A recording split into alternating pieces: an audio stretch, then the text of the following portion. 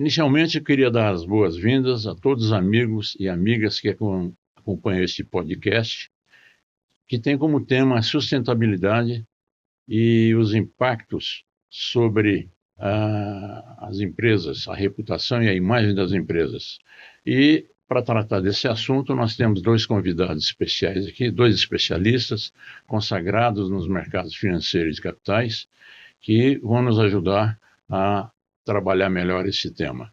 Do meu lado, tenho aqui o advogado, ex-presidente da Bamec São Paulo, especialista em ciências econômicas e eleito pela quarta vez consecutiva como representante dos acionistas minoritários da Petrobras, Francisco Petros. E, ao meu lado também, o administrador de empresas, Roberto Souza Gonzalez, que é especialista em governança corporativa, é conselheiro independente de empresas e é também escritor, autor do livro Governança Corporativa, o impacto dessas medidas na gestão corporativa. Petros, nessa linha, você acredita que a governança corporativa ela já está mais disseminada no universo, além das companhias abertas ou não? Olha, eu acho que sim. Hoje, principalmente, isso tem muito a ver também com o envelhecimento dos capitalistas, né? Que estão fazendo a sucessão no país, né? Dos seus filhos para os seus netos, e isso requer um certo tratamento, não só do processo sucessório na órbita patrimonial, digamos assim, mas também do ponto de vista da companhia, como as empresas vão ter que funcionar. Então, existe uma percepção que isso exige uma certa forma de organização. Agora, isso ainda está muito aquém do que deveria. Porque existe um aspecto, Rafik, que é importante ser ressaltado.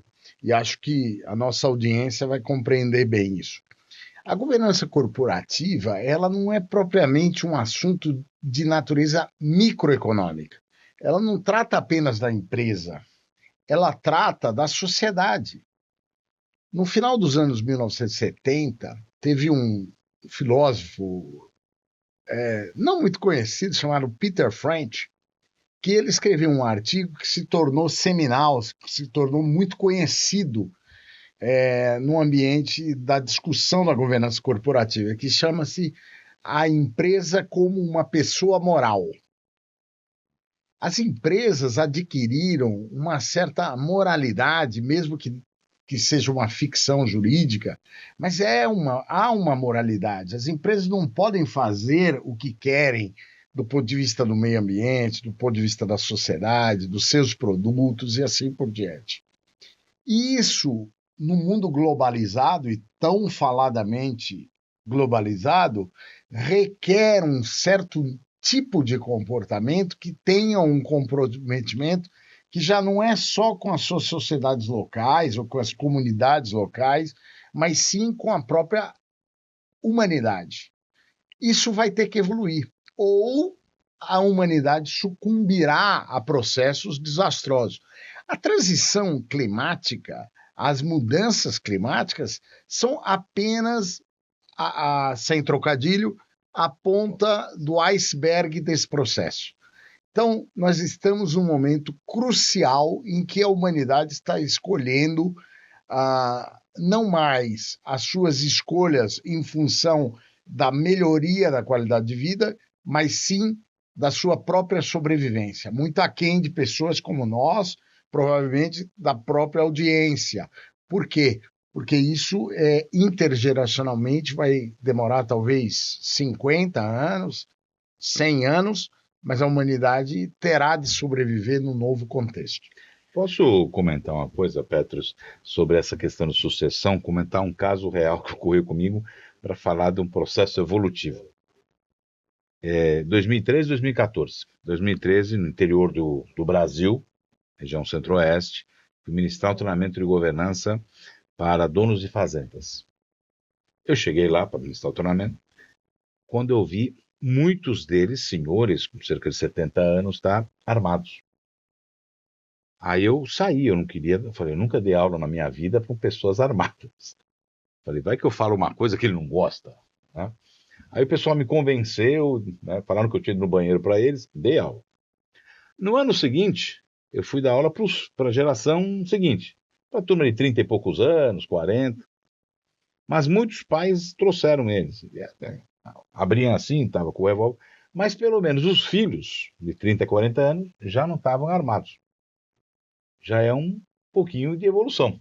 Para falar da que você falou de sucessão, eu quero acreditar muito que essa nova geração, os filhos, os netos, venham com a mente mais aberta para que a gente deixe de ser, de uma vez, Casagrande Senzala. O Brasil é um país de Casagrande Senzala. A Covid mostrou isso. Mais senzala do que Casagrande. Infelizmente. O Gonzalez, a partir da afirmação do Petros de que governança corporativa, se eu entendi bem, não é um assunto para microempresa, não é um assunto... Será que, da outra entrevista nossa, você comentou que isso está sendo disseminado também para ONGs, pequenas, médias empresas? O quanto isso é verdade? Então, é muito importante que o Petros colocou que isso tem a ver com o país, tem a ver com a sociedade. Só que nós temos diversos agentes na sociedade, então tem a pequena e média empresa. O Petros comentou que o assunto não é microeconômico, o assunto é macro. Mas no macro envolve todas as organizações, de todo e qualquer tamanho, né? Então nós temos que ter uma discussão mais aprofundada da governança do país, 100%. Agora, quando a gente fala, bem, então se todo o país tem que discutir esse assunto, então a pequena e média empresa tem que discutir esse assunto. Então, quando eu vejo uma floricultura discutindo o seu negócio com um grupo de 3 pessoas, 2 vezes por mês, essas 2 pessoas, uma é cliente, a outra não é cliente, isso é um processo de governança. Quando eu vejo as fundações tendo um processo de governança, fundações que são instituições familiares, muitas delas são familiares, implantando processo de governança que vai além da legislação de fundações, as fundações não são obrigadas a ter conselho fiscal pela legislação, mas muitas têm, e são conselhos fiscais efetivos e atuantes, que é um processo de governança. Então, existe sim prática de governança que está sendo disseminada. Como o Petros comentou, um assunto macroeconômico, então a sociedade inteira deve discutir esse assunto. Até existe um dado que eu acho que pode contribuir para esse pensamento. 4 empresas do setor tecnológico americano representam mais de 1/4 do valor de mercado das empresas, todas as empresas do mercado americano. 4. Essas 4 empresas têm valor de mercado superior ao PIB brasileiro. Agora eu pergunto para você, Rafik, e pergunto para a audiência. Uma empresa com este poder deveria ter algum nível de controle social e de governança olhando para além das suas próprias fronteiras? Porque, veja bem, isso não é do interesse daquela companhia, dos seus acionistas, isso vai muito além dos interesses sociais. Por exemplo, a utilização das redes sociais e o desenvolvimento tecnológico dessas 4 empresas, elas têm um impacto na vida diária, no celular das pessoas, na vida como as pessoas se comportam. Portanto, vamos deixar um pouco de hipocrisia. O momento é de avanço no sentido de compreender que as empresas são parte integrante e essencial, com uma grande importância no desenvolvimento da humanidade. Se não houver governança corporativa, preocupação social e preocupação com o meio ambiente, nós estamos falando da própria sociedade, dos problemas originados da própria sociedade. Portanto, isso já não está no âmbito da escola de Chicago, que pensa a economia como se fosse um processo microeconômico. Isso está muito avantajado, além das próprias construções, sejam ideológicas, sejam metodológicas ou sejam científicas, do que nós construímos até hoje. Mas eu volto à pergunta para o Gonzalez. Na medida em que governança corporativa ela expressa e incorpora valores morais, como o Petros falou, Como explicar, por exemplo, o que aconteceu no grupo Lojas Americanas, por exemplo? É antigovernança, não tem nada moral. Você tem um grupo, vamos lá, tem várias versões e percepções americanas. No mínimo, você tem um grupo de executivos que quiseram ganhar mais do que os acionistas e que todos, no mínimo. No máximo, você tem 3 acionistas juntos que fizeram a sociedade brasileira de boba, né? Então, é um processo que não teve governança da boca para fora. Mas aí os Ah, conselhos de administração não deveriam intervir, por exemplo? então, mas se a governança da boca para fora, os conselheiros são fantoches. Os conselheiros são bonecos de ventrílocos, né? Agora, o que você pode ter também é a diretoria mancomunada e enviando relatórios ao conselho que não condizem com a verdade. A relação do conselho com a diretoria é uma relação de confiança. Se quebra a confiança, tem que se trocar a diretoria. Quando a diretoria encaminha relatórios que não condizem com a verdade, o conselho está tomando decisões baseadas em informações inverídicas. Eu volto a uma questão com o Petro. Ô, Rafik, só para provocar aqui também, é o seguinte, governança corporativa, ela tem as suas formalidades, né? Como ela é composta, as obrigações normativas, as relações com os denominados stakeholders, que são as partes interessadas na companhia, os funcionários, o próprio governo, os acionistas, a diretoria, assim por diante. Só que tem um problema. Essas formalidades, se não forem efetivas, elas não se realizam concretamente. Então, é muito... Eu diria assim, se você me perguntasse, Petros, diga um único aspecto que contribui decisivamente para uma governança ruim. Eu diria, a falta de efetividade. Conselheiros que estão lá para cumprir, às vezes muito bem remunerados, para cumprir um certo papel que não é o papel de defesa da companhia e dos seus stakeholders. Esse é o grande problema da governança no Brasil e no mundo. Nos Estados Unidos, inclusive, isso é muito grave, porque os diretores, os managers das companhias, né, eles estão cada dia mais empoderados vis-à-vis, inclusive em relação aos acionistas. Bom, vou pedir licença a vocês para chamar um pequeno intervalo comercial e voltamos na sequência com nossos convidados de hoje.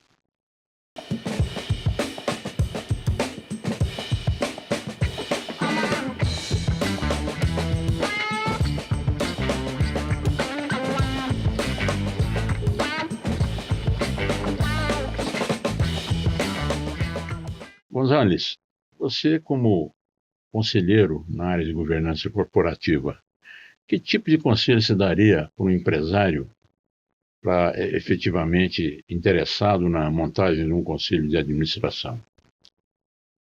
Olha, eu já entrei em empresa pequena que decidiu montar um conselho, uma empresa do setor de autopeças, inicialmente conselho consultivo e depois um conselho de administração. A conversa iniciou, eram dois sócios, são 2 irmãos. O pai era tipo mentor, porque tinha muitos anos trabalhado no setor de autopeças. E aí foi dado, olha, vocês... Um dos irmãos era muito decidido, né? Então, olha, você já tem as suas decisões na cabeça, então monta um conselho consultivo. Então nós ficamos 3 anos com o conselho consultivo. Depois, no final, ele falou, caramba, eu praticamente faço tudo o que vocês recomendam. Eu falei, opa, agora está na hora de virar a chave para o conselho de administração. Porque no começo ele era resistente a toda e qualquer ideia diferente, né? E aí montou um conselho de administração. O que eu falaria para toda e qualquer empresa média, que não é obrigada a ter conselho de administração, né? Porque as SAs listadas são obrigadas a ter conselho de administração, monte um grupo para discutir o seu negócio. Se não quer chamar de conselho consultivo, dá o nome que você quiser. Mas pegue um empresário, amigo seu. Tem pessoas que fazem isso até voluntariamente no começo. A ideia é que você pague para aumentar o comprometimento. Pô, Roberto, mas agora não dá. Acerta um período em que a pessoa vai te ajudar voluntariamente. Pessoas do teu próprio relacionamento, que são pessoas que foram bem-sucedidas. para ajudar a enxergar o teu negócio. Porque uma coisa é você estar no final de semana no clube, conversando, falando do negócio, tomando cerveja, o cara fala. Não é a mesma coisa do que você marcar uma segunda-feira, de manhã, uma reunião para discutir o teu negócio. Por que eu estou falando isso? Porque eu já escutei histórias, Roberto, para conversar com amigos eu converso no clube. Não, eu estou falando para você conversar com seus amigos, a pauta ser o seu negócio, ter uma pauta específica e as pessoas se comprometerem a ajudar você a desenvolver o seu negócio. Nos Estados Unidos é mais comum ter esse tipo de ato voluntário das pessoas. Ato voluntário para empresa privada. No Brasil ainda não é tão comum, né? Mas existe pessoas que se ajudam para isso. Então eu estou falando isso porque eu estou vendo pequenas e médias empresas querendo encaminhar e crescer na governança. É lógico, quando você já é uma empresa que tem um faturamento grande, eu vi uma empresa de 120 milhões de faturamento, era família, falei, está na hora, você já pode ter um conselho de administração, não precisa nem passar pelo conselho consultivo, né? Aí 5 irmãos dessa empresa de 120 milhões de faturamento, tinha 5 holdings, porque o pai tinha criado a empresa. Cada um indicou um conselheiro e colocaram 2 independentes ali, 2 que não tinham nada a ver com o negócio. E aí você vai aumentando o faturamento, vai aumentando as exigências. E junto com isso, vamos ter conselho, é só isso? Não. Todo mundo cumpre as regras que são pré-estabelecidas? Não sei. Então você tem que começar a discutir compliance na sua organização. Calma, não precisa começar com compliance complexo. Começa com compliance quais são as regras? Eu atendo a legislação, as minhas regras internas são atendidas, então estruturar um programa de compliance. Eu conheço meus riscos, tudo isso que eu estou falando tem a ver com governança. Você tem que conhecer. Não vai fazer que nem 250 riscos. Se é um pequeno negócio, você mapear 8 riscos, porque você tem que mapear aquilo que você pode administrar. Eu lembro que uma vez a B3, primeira vez que foi fazer levantamento de riscos, colocou 1.000 e poucos riscos. Você consegue gerenciar os 1.000 e poucos riscos? Não. Foi reduzindo, chegou em 250 que eles administravam. Então tem que ser assim. Você tem que fazer aquilo que é o tamanho do seu negócio para desenvolver as boas práticas de governança. Olha, a propósito disso que o Gonzalez falou, Petro, eu queria te perguntar uma coisa. Quer dizer, é indiscutível a importância de algumas práticas, por exemplo, como compliance, gestão de risco, né? Você tem a auditoria interna, enfim. Na sua avaliação, como hoje responsável, né, representante dos acionistas minoritários de uma empresa como a Petrobras, o que você considera mais importante dessas práticas aqui? Quais são imprescindíveis na sua avaliação? Ou são todas imprescindíveis e não pode se abrir mão de... A empresa grande, todas são imprescindíveis. E aí você deve fazer isso de trás para frente. Quer dizer, uma empresa pequena tem necessidades de governança menores, como é da natureza humana. Eu sou mentor de muitos empresários e pessoas que trabalham com governança corporativa. Se eu tivesse que fazer uma anatomia da governança, eu diria o seguinte: você deve começar a governança com uma mentoria própria. Por exemplo, uma pessoa que tem uma empresa, porque contrata um mentor especialista no setor e começa a dialogar a respeito. Depois, criar uma estrutura compatível com a companhia. O Roberto bem citou um pequeno conselho consultivo, menos provido de regras e mais provido de intenções. Depois um conselho, digamos assim, um pouco mais formalizado, se não de administração, né? Mas depois partindo por uma formalização, sempre pensando numa perspectiva de manter a companhia viva. A boa companhia é aquela que é preservada para além dos seus fundadores. Uma das distinções mais interessantes que existem é entre o empreendedor e o empresário. Essas duas tarefas, elas são semelhantes, mas elas não são idênticas. Às vezes você tem um grande empreendedor que nunca consegue se tornar um empresário. E normalmente essas empresas de grandes empreendedores têm dificuldades até de sobreviver. Tem empresas que não passam da segunda geração. A mortandade das empresas é maior do que das próprias pessoas. Então, a construção da governança corporativa, ela tem um dos primeiros objetivos, é a preservação, é o desenvolvimento, né? As pessoas vão se multiplicando. Empresas que eram fundadas de uma fundadora apenas passaram por uma primeira geração com menos de uma dezena de sucessores, e hoje pode ter uma centena de netos. Então, colocar essas pessoas dentro de uma orquestra, né? Dentro de uma coisa que tenha harmonia, que tenha melodia e que tenha resultado e que encante, que preserve, é muito importante. Então, eu diria assim, cada empresa tem que ter a sua própria anatomia, obedecido, obviamente, a alguns critérios normativos, legais, que são importantes. Eu só lembrando disso que o Petros comentou, um grande grupo empresarial brasileiro, ele chamou de Conselho de Primos, que era a parte da governança da empresa, que era isso, eram 256. Começou com um e veio vindo, tinha 256 acionistas, que era netos foram indo. E eles montaram o Conselho de Primos para representar o interesse da família, para depois replicar na companhia. Isso são processos complexos que precisam ser analisados. Existem consultorias para isso, existem pessoas, mas é muito importante estar... Olha, mentes só funcionam, aliás, como os guarda-chuvas. Só funcionam quando abertas. Né? Guarda-chuva fechado, quando está chovendo, não funciona. Então, você tem que ter uma mente aberta para um assunto chamado governança corporativa. E a outra coisa também, o outro conselho assim, bem simples que eu daria é, quando você não sabe o que está fazendo, faça devagarinho. Então, se você não sabe o que é governança corporativa, devagarinho vá aprendendo. A pior coisa que tem é um dia você acordar e dizer, hoje eu decidi, tenho que ter uma governança corporativa parruda. Provavelmente ela será medíocre porque ela não foi pensada a partir das pessoas. Tudo começa com as pessoas. Não, só, desculpa, mas você até vai falar com muito mais propriedade que eu. Aconteceu muito isso nas aberturas de capital lá em 2006, 2007, que uma empresa ia pedir dinheiro emprestado ao banco. Não pega dinheiro emprestado, abre capital. A empresa não tinha cultura de governança, não tinha cultura do que era uma companhia aberta, e em meses tinha que se tornar uma companhia aberta e listada. Olha, outro dia eu peguei um documento dos anos 1980 que eu tinha guardado, que era o que se chamava de mapa PL. Era um mapa que você analisava se as ações estavam caras ou estavam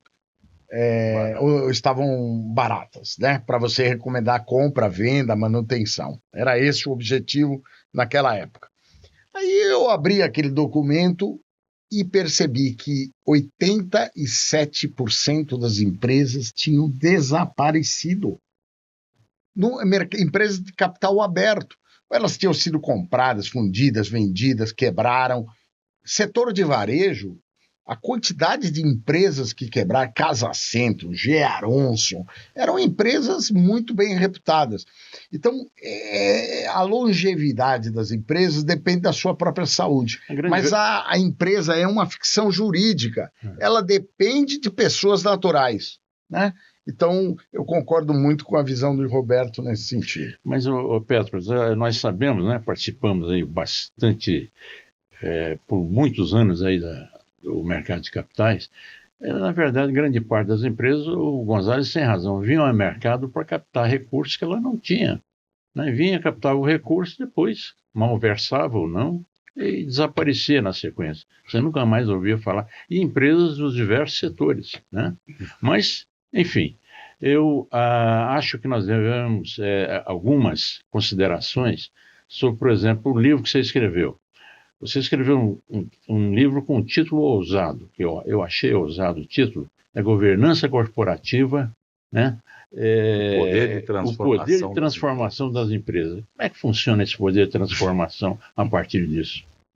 Então, o objetivo dali, o livro foi lançado em 2012, né? Agora a editora até tem conversado comigo para atualizar e fazer uma nova edição. O objetivo era discutir que qualquer empresa pode trilhar um caminho que nós estávamos conversando aqui e um dia chegar e abrir capital no novo mercado da Bolsa. Então o objetivo era para empresas que já eram abertas e queriam melhorar a sua governança ou empresas que queriam trilhar um caminho de abertura de capital. Por que eu estou falando isso? Porque uma vez uma pessoa falou para mim, Roberto, vou comprar seu livro. A pessoa era de uma cooperativa médica. Eu falei, não é para você o livro, né? Não é para sua cooperativa, porque não tem nada de cooperativa no livro. né? Então, eu até acho relevante, importante as cooperativas terem governança. Já cansei de ministrar treinamento para isso e auxiliei cooperativas a terem práticas de governança. Mas o livro não era para isso. O objetivo dele era: toda e qualquer empresa pode trilhar um caminho para chegar ao novo mercado com a prática da boa governança. Era esse o objetivo. E com isso, sim, ela tinha poder. Porque ela capta investidores, ela é mais respeitada, ela tem mais reputação, eu tenho mais garantia. O novo mercado garante mais transparência, né? Quando ele foi idealizado, a lei das SAs, a lei das SAs de 2001 não tinha sido aprovada ainda. Então tinha um volume de informação que se dava ao mercado que a lei não exigia. Mas ao você assinar um contrato com a Bolsa, você se comprometia a ser mais transparente do que a lei era, inclusive. Então essa é a questão chave que se tinha. Alguns setores, ô Gonzalez, nessa linha, mas você como officer de governance no hospital privado aqui de São Paulo, no setor da saúde isso se aplicaria também? Então, o hospital privado ele é de uma fundação, né? Inclusive, no final do ano passado lançou-se uma nova associação, que é a Associação dos Hospitais Filantrópicos Privados, que são vinculadas a associações, a entidades, né? Que não são filantrópicos vinculados ao Estado, né? Tem. Então, o setor especificamente da saúde tem muito a evoluir. Eu, inclusive, em dezembro fui convidado e aceitei, com o aval de toda a gestão do hospital. Eu estou sendo um dos coordenadores do grupo técnico ESG da ANAP, que é a Associação Nacional dos Hospitais Privados, né? Dá muito trabalho e pouco dinheiro, zero dinheiro, né? Mas trabalho dá bastante. E a gente está discutindo muito. O setor de saúde, tirando aquelas que estão na Bolsa, seja hospitais, seja operadoras, essas por estar na Bolsa já tem essa obrigação. Mas fora isso, a gente tem percebido compliance. Tem hospital que não sabia nem o que era a palavra compliance significava, né?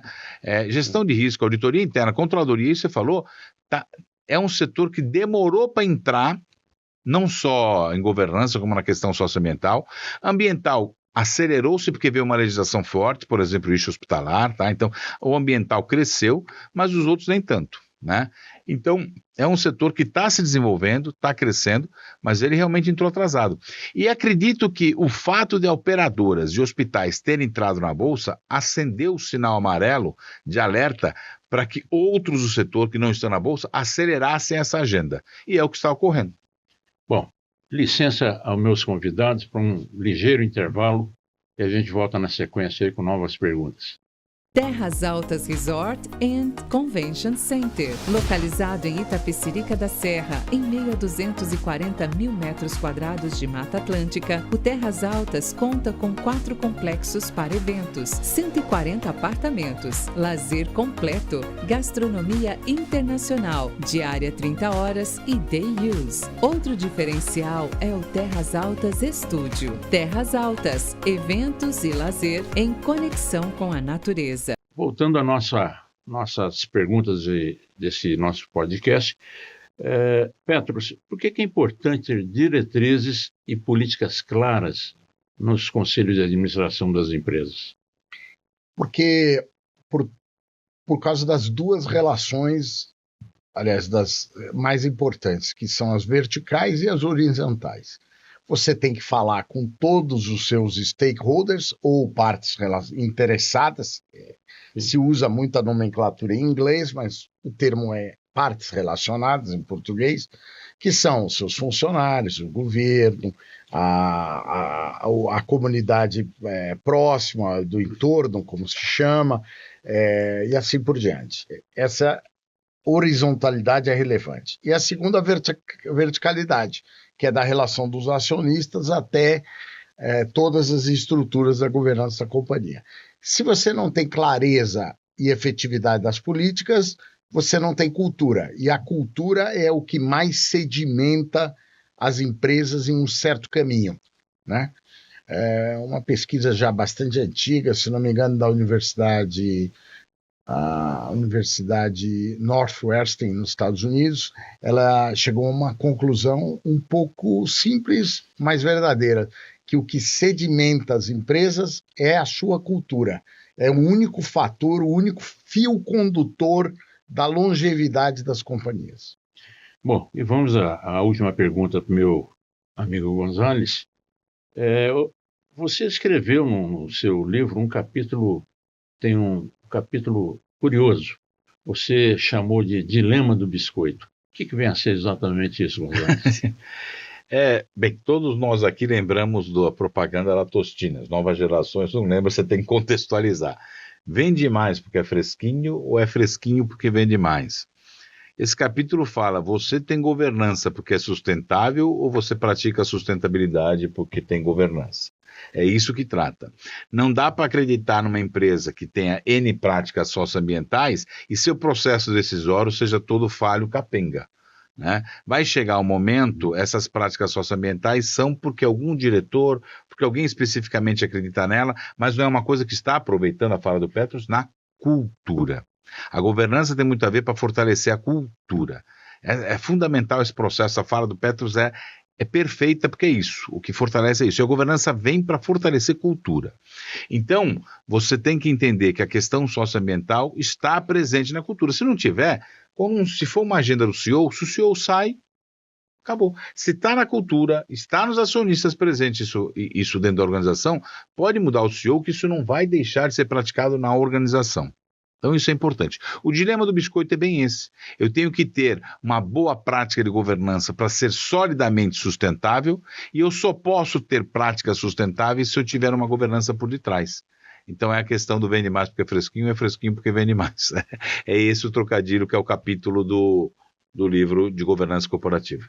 Bom, agora então gostaria das considerações finais, começar com Petros. Por favor, Petros, faça suas considerações finais. Olha, considerações finais é sempre difícil a gente fazer, mas eu gostaria diante de um debate tão rico como esse, falar de algumas coisas mais gerais, mas muito importantes. Nós estamos num período muito desafiador do ponto de vista econômico, do ponto de vista da ecologia, do ponto de vista das relações sociais, das relações políticas. Nós estamos num processo em que o futuro se tornou ainda mais opaco, sempre foi opaco, e até mesmo o passado ele nos provoca certas inquietações. Nós estamos retornando a certos padrões que não funcionaram para a humanidade. Trouxeram as guerras, as discordâncias. Então, estamos na época do hiperindividualismo, da hiperindustrialização, do hiperconsumismo, das hipergeração de interesses e assim por diante. Então, eu acho que a governança corporativa e as atividades empresariais tem que tomar um caminho corajoso de enfrentar esses dilemas e incorporarem esses dilemas com propósitos das empresas.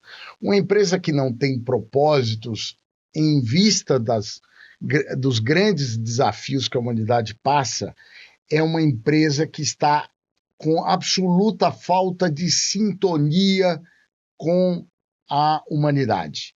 E eu sou daqueles que acredito que o humanismo é uma necessidade na gestão empresarial.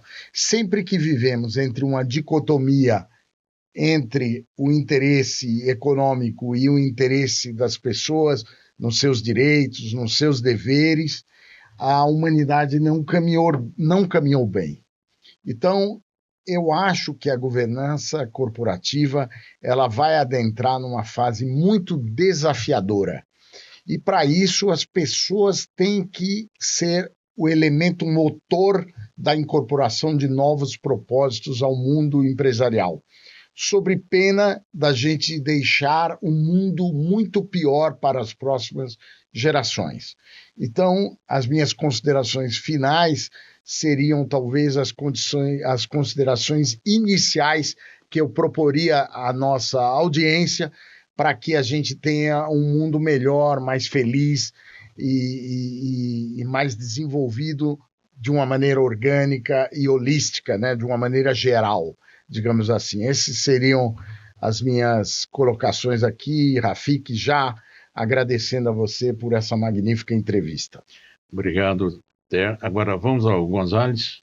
favor, suas considerações. Fica difícil falar porque as palavras do Petro são perfeitas para o mundo que nós vivemos, né? Nós estamos correndo um risco real do último episódio daquela série Família Dinossauro, onde o empresário, o dono da empresa onde o dinossauro trabalhava, eu não sei o nome dele, mas hoje eu daria o nome de Donald Trump, tá? Ele fica rico, milionário, o planeta deixa de existir, né? Né? Então, eu acho que é perigoso mesmo, né? A gente está vivendo um momento delicado, um momento de transição planetária, eu penso, né? Onde ou a gente vai para o caos, ou a gente vai realmente para um bom convívio social. Eu acho que aquilo que se pensou pós-Segunda Guerra Mundial, do estado do bem-estar social, talvez tenha errado a mão em algumas questões, mas acho que ele tem que ser refletido, pensado para ser ajustado e voltar a existir. O que nós estamos vendo não é o bem-estar social. O que nós estamos vendo é um fortalecimento do crescimento da pobreza mundial. É isso que a gente está vendo. Um aumento de concentração de renda. E não é isso que vai fazer com que o planeta dê certo. Tá? Então isso é muito importante. E do que o Petros falou, eu concordo em gênero e grau. A governança corporativa, seja das empresas, seja do governo, seja da prefeitura, seja do bairro, seja de uma residência, da família, ela vem contribuir para isso. Eu brinco muito lá em casa, que lá em casa eu falo, uma tem 14 anos, a outra tem 3. A de 3 ainda não entende, mas já quer mandar em todo mundo lá em casa. Mas a de 14 anos eu falo para ela, aqui é um parlamentarismo. Eu e sua mãe somos o governo. Quando minha irmã crescer, aí a mais velha fala, quando minha irmã crescer nós vamos ter 2 votos. Sim, vocês vão ter 2 votos, só que eu e sua mãe, cada um tem 2 votos, nós somos a maioria do parlamento. Né? Então é uma brincadeira, mas é questões de levar conceitos para ela. Conceitos de gestão, conceitos econômicos, a importância que os recursos são escassos, dinheiro e recursos naturais. Eu confio muito que isso que o Petros falou do início de uma nova era, de um novo processo, né, não considerações finais iniciais, a gente vai ter sim, porque nós vamos ter uma geração melhor do que essa geração que está aí. Então, quando eu, com 7, 8 anos de idade, via a torneira aberta da minha mãe e falava para ela fechar a torneira. Né? Isso aconteceu comigo, que eu me virei a pegar a toalha e minha filha reclamou. Eu acho que a geração vem vindo com a consciência social maior, a programação das escolas tem levado a isso, eu tenho visto de todas as escolas, tem levado com uma preocupação social maior, o que me deixa feliz. Apesar dos pais serem às vezes extremistas de um lado, as escolas têm levado a agenda social forte. Eu queria até introduzir aqui, nas considerações do meu querido amigo Roberto, o termo ética, do meu ponto de vista, o maior desafio da humanidade doravante, ele vem de ethos, do grego ethos, que quer dizer morada. A grande inquietação do Aristóteles, quando escreveu o seu tratado sobre ética, era dizer o que eu tenho de levar da minha casa para um ambiente externo, para que a segurança e a paz que eu tenho em casa seja preservado no ambiente interno.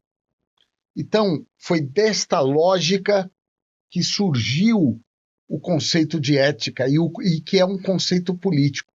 Eu me arrogo aqui vamos dizer, a pensar e a sugerir que talvez o maior desafio da humanidade neste século será ético, será a ética. Por quê? Porque se nós não cuidarmos da nossa morada, nós não teremos esperança. E é preciso fomentar a esperança. Né? E eu acho que nós estamos num momento de forte reflexão. Guerras, diferenças sociais, esse problema, e isso adentrando nos ambientes corporativos, adentrando nos produtos das empresas, a área de serviços com a tecnologia, a inteligência artificial, por exemplo, os fake news, tudo isso é fruto desse ambiente, trocamos na expressão de Roberto, o estado do bem-estar social para o mal-estar geral.